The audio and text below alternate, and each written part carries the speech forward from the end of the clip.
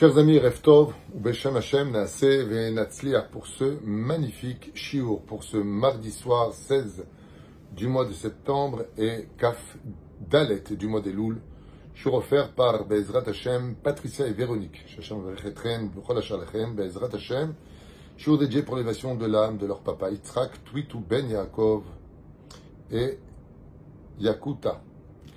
Be'ezrat Hashem, c'est pour les 12 mois. Ce soir, que chaque mot de Torah que nous allons partager, Bezrat Hashem, Yalet Nishmato Kezor Arakia, Yeshuot Venechamot, pour ce shiur que je vous conseille vivement d'écouter, de partager, de noter pour Bezrat Hashem, avoir des beaux Dvar Torah à table pour ce Rosh Hashanah 2025, en espérant que les décrets soient des décrets magnifiques pour chacun de vous, qui vous remplissent de joie et de lumière et qui ramènent tous nos disparus à la vie, comme le promet notre Torah orale, Bezrat Hashem, Kriyat Ametim, la résurrection des morts, qu'Akadosh Baruch Hu nous rende, Bezrat Hashem, toutes ces souffrances, toutes ces larmes versées par Bezrat Hashem, des rires et des sourires qui ne disparaîtront plus jamais.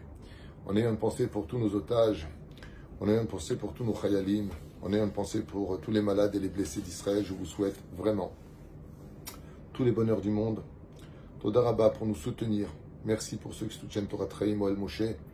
Merci de nous faire confiance et surtout merci de partager ces shiurim, comme le disait encore tout à l'heure, avant Mincha Yarvit, une personne qui a vu sa vie, Baruch Hashem, changer par le mérite des cours que nous pratiquons, que nous prodiguons, que nous partageons, Be'ezrat Hashem, et diffusons.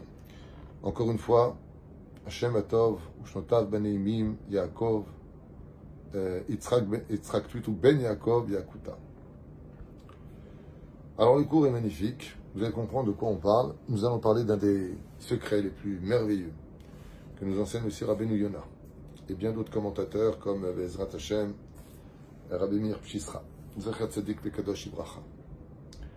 Je vais essayer d'être clair parce que nous allons traverser plusieurs époques d'études pour expliquer deux grandes questions principales dans ce shiur. Le Teilim du Shofar, c'est le Teilim Petet. Le verset Tet Zayin, duquel il est marqué Ashrei Ha'am Yoda'e Teruah. Heureux le peuple qui connaît le son de la Teruah. Très bien. Le son du Shofar. Ok. Hashem Be'or Panecha Yalechun. L'Éternel dans la lumière à ton visage, sur ton visage, lui marchera. On va essayer, Be'ezrat Hashem, de comprendre beaucoup de choses qui ne vont pas dans ce verset-là. C'est le Teilim du Shofar. Et ça, nos sages nous disent, pourquoi tu dis que seul Israël, Ashrei, Ha'am, Yoda'e Teruah, heureux le peuple, il parle du peuple d'Israël, Yoda'e Teruah, qui connaît le son du Shofar. Valo, Chazal nous disent, les nations du monde ne connaissent pas le nom du Shofar. Eux-mêmes n'ont-ils pas utilisé le Shofar pour d'autres raisons? Pour prévenir des ennemis, pour prévenir d'ouvrir la porte de la ville.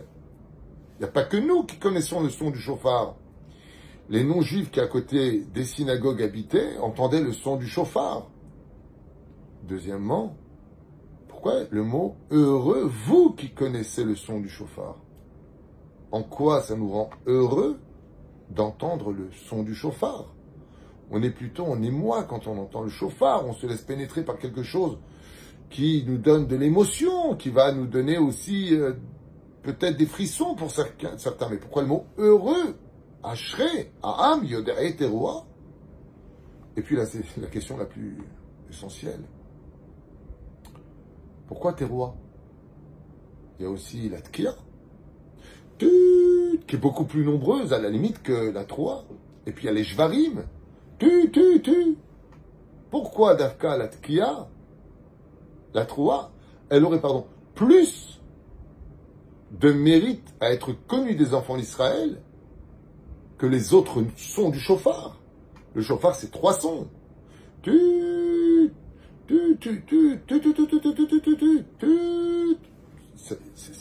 C'est pas que la Troa.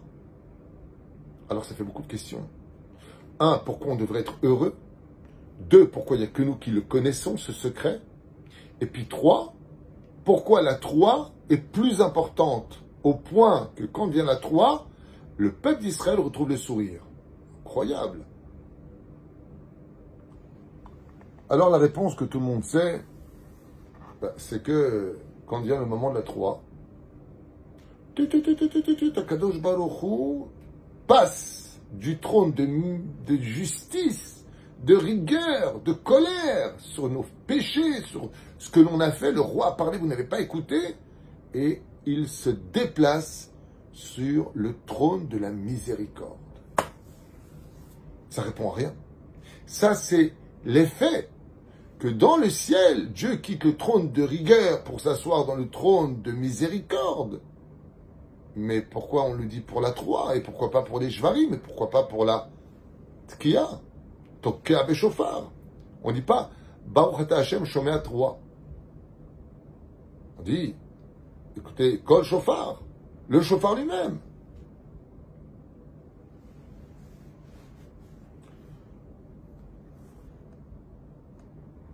Pour pouvoir comprendre ça, il faut revenir bien en arrière. Vous savez que Rivka, aléa Shalom, va tomber enceinte de 2 jumeaux qui n'ont rien qui les unit ou qui les fait ressembler. L'un est plein de poils partout, l'autre est complètement lisse. L'un est plutôt imposant et orgueilleux, l'autre est complètement effacé, humble. Et ils vont grandir. Et quand ils vont grandir, on va avoir 2 témoignages à la maison. Un témoignage sur l'éducation. Et voilà ce qui est marqué. Vayehav Yitzhak et Esav, ki hu tzaïd bepiv. Et Yitzhak a aimé au passé. Vayehav a aimé. Car il lui a apporté du gibier dans sa bouche. Ok. Verivka o evet et Yaakov. Et Rivka aime Yaakov. Elle aime au présent. Nos sages de Memor Béni posent la question en disant pourquoi ne pas avoir marqué Yitzhak Oev et Esav et Rivka Oevet et Yaakov. Il aime Esav, elle aime Yaakov. Il y a une préférence. Bizarre. Aval, pour mieux comprendre ça, on va se plonger maintenant dans Masechet Shabbat. Bedaf Petet Amud Bet. Et là-bas, il va y avoir une discussion très intéressante sur la fin des temps, où Akadosh Baruch Hu, au lieu de directement punir les enfants d'Israël par rapport au fait qu'on se sera assimilé, plus de respect de Shabbat, plus de respect des parents, plus de respect de rien, il va s'adresser à Abraham, il va lui dire comme ça, Abraham, donc Hachem, Yomar et Abraham, Banechachatu, tes enfants ont fauté. Qu'est-ce que dit Abraham Avinu à Dieu? Le grand défenseur de Sodome et Gomorre, le grand défenseur de Lot qui va lui sauver la vie. Il répond à Dieu, Shimcho al Kiddush Shimcha.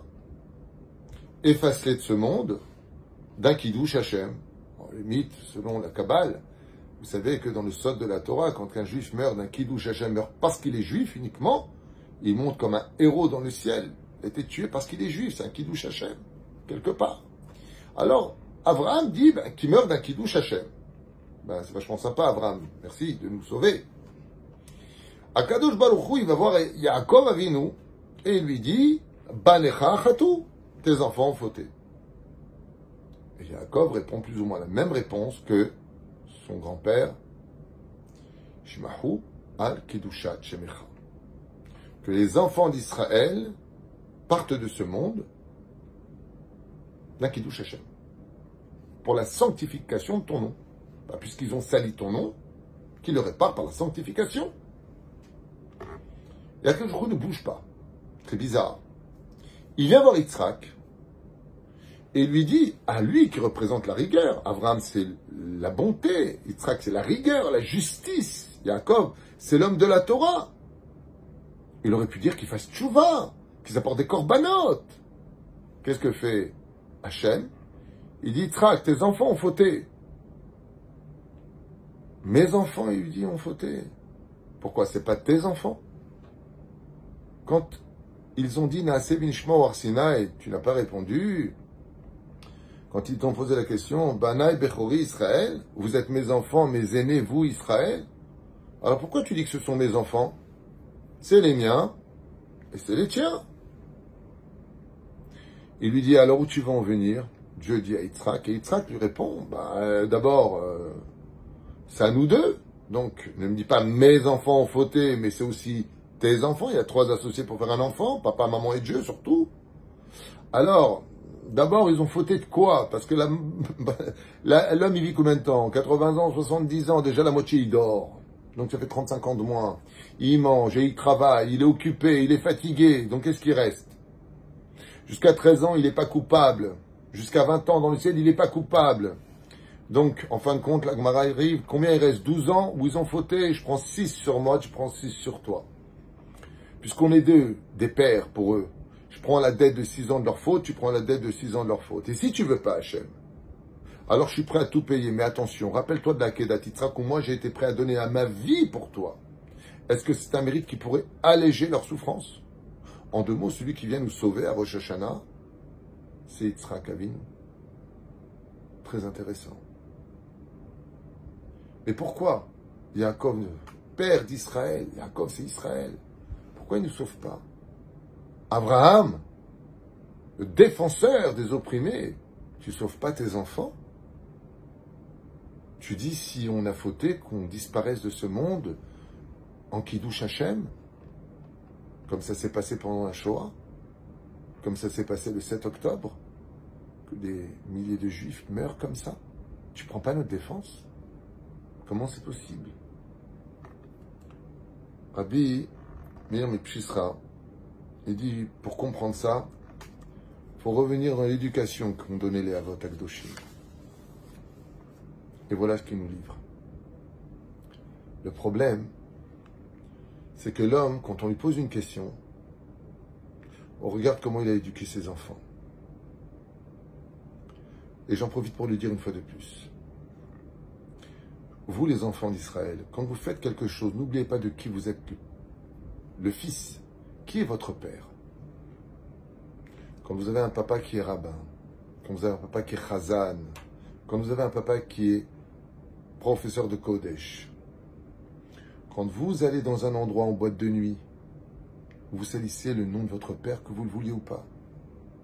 Quand vous répondez mal, quand vous vous comportez mal, quand vous mentez ou volez chas v'shalom, quoi que ce soit, la dernière chose qu'on voudra écouter de votre père, c'est des cours sur l'éducation. Éduque d'abord ton fils avant de nous dire comment éduquer les nôtres. Comment tu peux nous dire comment réussir à éduquer si toi-même tu n'as pas réussi à éduquer? Alors le chausselet, le cordonnier marche souvent pieds nus, mais c'est pas, ça répond à rien. Donc on va voir. Pourquoi est-ce qu'Abraham, là, face à Dieu, il est coincé au lieu de prendre notre défense et dire Hachem, il n'y a pas des tzadikim parmi eux, au moins 10 tzadikim, bien sûr qu'il y avait. Pourquoi il se tait? Parce que dans l'éducation d'Abraham Avinu, on a vu que quand Sarah lui a dit que Ishmaël se comportait mal, que Ishmaël regardait les femmes qui se jouaient de Yitzhak, qu'il a essayé de l'assassiner. Qu'est-ce que fait Abraham dans le texte? Dieu lui dit, écoute la voix de ta femme, certes, mais qu'est-ce que fait Abraham? Il le vire. Ishmaël et ta mère, vous prenez vos affaires et vous dégagez. Donc on voit qu'Abraham Avinu, si on se comporte mal, comme le dit Rashi, que Abraham détestait Ishmaël, chez Hatzal et Tarbout Ra, Rashi Bamakom Parashat Vayera. Rashi. Abraham détestait Ishmaël, parce qu'il se comportait mal. Et quand il y a la Kedat Yitzhak, il a fait tchouva, donc il l'aime. Asher Ahavta. Pourquoi là il le déteste? Là il l'aime. Parce que là il n'a pas fait tchouva, là il a fait tchouva. Donc Abraham démontre, dans son éducation, qu'il aime celui qui fait tchouva, mais celui qui ne fait pas tchouva, qui dégage. Donc quand on vient voir Abraham Avinu, on comprend pourquoi il réagit ainsi. Dans le Parashat Vaïchi, Yaakov bénit ses enfants. Mais il y en a 2 qui vont être fâchés Yaakov Avinu. Il y en a 2 qui vont mettre en colère Yaakov Avinu. Et il va maudire leurs actions, maudire leur colère. Shimon et Lévi qui ont tué les 24 000 habitants de la ville de Shichem, de Shrem en hébreu. Arurapam, maudit est votre colère. Pourquoi vous avez fait ça? Vous nous apportez que des problèmes avec cette guerre. Dès que quelque chose va mal, on voit Yaakov se mettre en colère. Et il maudit la colère qu'ils ont mis en colère. Donc on voit qu'ils sont rigueurs en réalité. C'est comme ça qu'ils ont défini eux-mêmes leur jugement. Donc quand Dieu est venu voir Avraham et Yaakov, dans la Gemara de Shabbat P, tête à Moudbet, Avraham, il ne peut pas changer maintenant de direction. Comment il a éduqué sa maison? Que celui qui se comporte mal, il dégage. Donc il lui dit, tes enfants ont fauté. Ben mince, si j'ai viré Ishmaël, j'ai viré tout le monde. Donc il est bloqué. Yaakov, il voit qu'ils ont mal agi, il est bloqué, il a maudit l'action. Donc il dit, Hachem, ben, s'ils ont fauté, tu sais comment je réagis, moi. J'ai éduqué comme ça mon éducation. Mais par contre, pour Yitzhak, lui, il peut intervenir. Parce que lui, il s'est donné un argument. Qui Saïd Bépiv, il me donne du gibier dans la bouche. Yitzhak Avinu, il a dit, je suis obligé de me donner un argument pour plus tard. Pour ne pas disqualifier mes enfants. Si moi, Yitzhak Avinu, qui suis Midatadin, qui suis rigueur, qui suis justice, j'ai supporté le rachat chez moi. Je ne l'ai pas appelé tant, t'es plus mon fils. Je l'ai gardé à la maison. Je l'ai rapproché de la Torah. Je lui ai donné de l'amour, de la considération. Et je l'ai même béni. J'ai béni le rachat. Donc moi, je peux continuer à éduquer comme j'ai éduqué. Ce qui fait que quand Dieu lui dit, Yitzhak, tes enfants ont fauté, il dit alors, Azma. Pourquoi lui dit Azma et pas Yavram ni Yaakov? Azma, moi aussi j'ai eu un fils rachat. C'est comment je suis avec les Réchaïm? Je les rapproche, et pourtant je suis Midatadine, hein. Moi je suis très très dur, hein. Normalement justice c'est justice. Mais je me suis surmonté. Je me suis travaillé. Parce que je me suis dit qu'au-delà de la justice, ça reste quand même mon fils. Alors je lui pardonne. Et je vais l'aimer. Et je vais me servir de ce rachat qui était Esav pour sauver les enfants plus tard. Kiutsaïd Bépiv. Il m'a mis du gibier dans la bouche, ce que n'aura pas eu Abraham ni Yaakov. Un argument béton armé vis-à-vis de Dieu. Alors maintenant, on comprend maintenant, Mamash, pourquoi c'est relié à Yitzhak. Et en quoi ça répond au fait de dire Ashrei Ha'am, Yodaï Teruah. En quoi on a dit comment ça peut nous rendre heureux? Pourquoi la Troua et pourquoi pas les Shvarim? Et pourquoi pas la Tkiya? C'est plus long, c'est plus beau. Ben, parce que il suffit de connaître le secret. Qui correspond à la Troua? Qui correspond au Shvarim? Et qui correspond à la Tkiya? Pour ça, je vais nous dire, la Tkiya, c'est Avraham Avinu. Les Shvarim, c'est Yaakov Avinu. Et la Troua, celui qui a cassé toutes ses midotes, tout le din, il l'a cassé en 1000 morceaux. C'est Yitzhak Avinu. Et par quel son on est sauvé à Rosh Hashanah? La Teruah qui représente Yitzhak Avinu. Ashrei Ha'am Yodaï Teruah. Nous, on sait le secret. Pourquoi le il nous sauve. C'est à ce moment-là que Dieu passe du trône de la justice au trône de la miséricorde. Parce que ce son-là correspond à Yitzhak, qui se lève devant le trône divin et qui dit Hachem, j'ai élevé un rachat chez moi, je l'ai béni. Tu peux pas bénir mes enfants, toi? Moi, j'ai toujours éduqué mes enfants comme ça. J'en ai renié aucun. Je les ai tous rapprochés, aimés, considérés, remontés, bénis, même s'il était Esav Aracha. Dès qu'il vient la Troua, on a des raisons d'être heureux, parce que ce son-là n'a pas le droit de laisser le Créateur du monde dans le silence, dans la transparence ou dans l'ignorance. Ce son-là transporte le Créateur du monde par le mérite de Yitzhak au Kissé Rachamim. Si Yitzhak était justice, c'est rempli de miséricorde, le jour du din où Dieu doit être justice, Hashem wa Elohim, HaMelech HaKadosh, HaMelech HaMishpat. Eh bien, pendant le moment de la Teruah, le HaKadosh Baruch Hu Yishtabach Shemo Lahad voit le sourire de Yitzhak qui sourit. Et qu'est-ce qui est sorti du sourire de Yitzhak pour Esav, à qui il a donné des bénédictions et de l'amour? Rabbi Meir Balanes, Rabbi Akiba, Antoninus, Ankelos. Combien de miel, combien de tzadikim sont descendus d'Esav? Parce qu'il a cru en lui. Alors Yitzhak dit à Dieu le jour de Rosh Hashanah, Maître du monde, peut-être que là, maintenant, tes enfants, ils sont pas top. Mais attends la génération qui arrive. Ils feront tous tes chouvas. Seront une lumière comme Rabbi Meir Balanes, traduiront la vérité comme l'a fait Ankelos dans les intentions de la Torah. Ils rapprocheront les nations du monde comme s'est rapproché Antoninus, empereur de Rome. Ils seront là pour répondre à toutes les demandes. Si simplement tu leur donnes encore une année de pardon. Une année pour se rattraper. Kol Tuv ve'erev tov, Be'ezrat Hashem.